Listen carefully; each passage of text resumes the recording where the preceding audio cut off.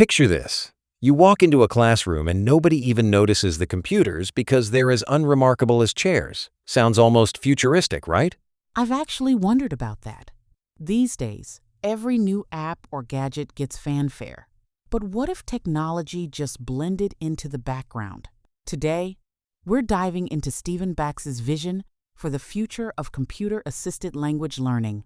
Exactly. We'll break down why past frameworks for call might have missed the mark, trace the journey from drill and quiz labs to where we are now, and explore Bax's idea of true integration. Plus, we'll unpack the traps teachers fall into, like believing software can do everything, or that buying new devices solves all problems. And, crucially, we'll discuss what it takes to make classroom tech invisible, seamless, and genuinely useful. Let's set the stage.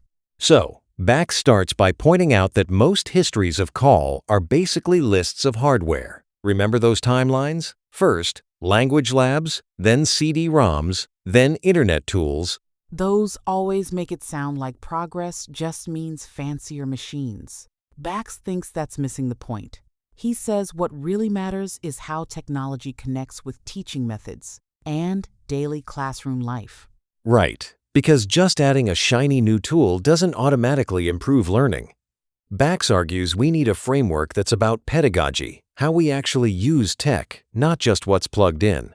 That got me thinking. How often do teachers get a new device but feel lost on using it meaningfully? It's not the gadget, but the integration with actual practice that counts. Bax's classification really sharpens things. He lays out 3 big phases: restricted, open, and integrated call. The first is all about drills, think repetitive grammar exercises in labs. The open phase, where we are now, is more creative simulations, games, tons of choices. But Bax points out a problem. Most of this tech feels tacked on, not truly woven into the curriculum.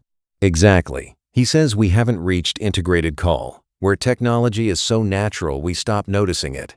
It's not about flashy apps, but tech becoming as standard as textbooks. That comparison is striking. Imagine if using a language app felt as normal as jotting down notes with a pen. That's the level of seamlessness he's after. What really grabbed me is Bax's idea of normalization. Tech isn't normalized until it fades into the background like you wouldn't call pencils writing assistance devices. Exactly. When you don't have to schedule computer time or justify digital tools, you know you've made it.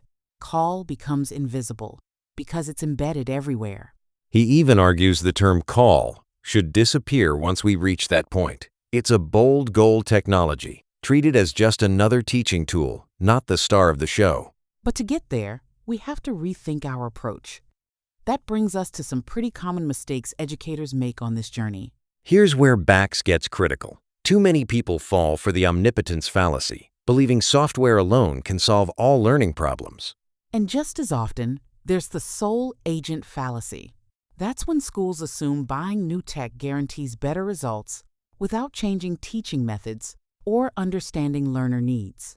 Bax says both are traps. Tech doesn't teach, teachers do.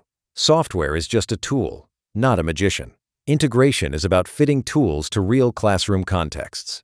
That's why he pushes for ethnographic research, really studying how students and teachers use tech and adapting to fit their actual routines and challenges. This is where Bax really shifts gears. Instead of obsessing over the next big device, he wants teachers to study their own classrooms. What do students actually do with the tools? What works or doesn't? I like that he recommends action research teachers, experimenting, observing, and tweaking their own practice. It's about finding what fits, not following trends blindly. So, normalization isn't a tech problem. It's a context problem. The goal is to quietly embed technology based on real needs until it's just normal. And honestly, that's liberating for teachers. It's permission to focus on what works for you and your students, not what's billed as the latest revolution. So let's wrap up. First big takeaway. True success is when technology becomes invisible, just a normal part of teaching, not a spectacle. Second, we have to move past thinking tech or software can solve everything. No single app or device is a magic bullet. Third, context matters most. Deep research into how tech actually fits into specific classrooms and meets real learner needs is essential. If you're a teacher, try observing how your students actually use digital tools in class this week. Notice what's natural and what feels forced. That's the first step to making technology truly normal.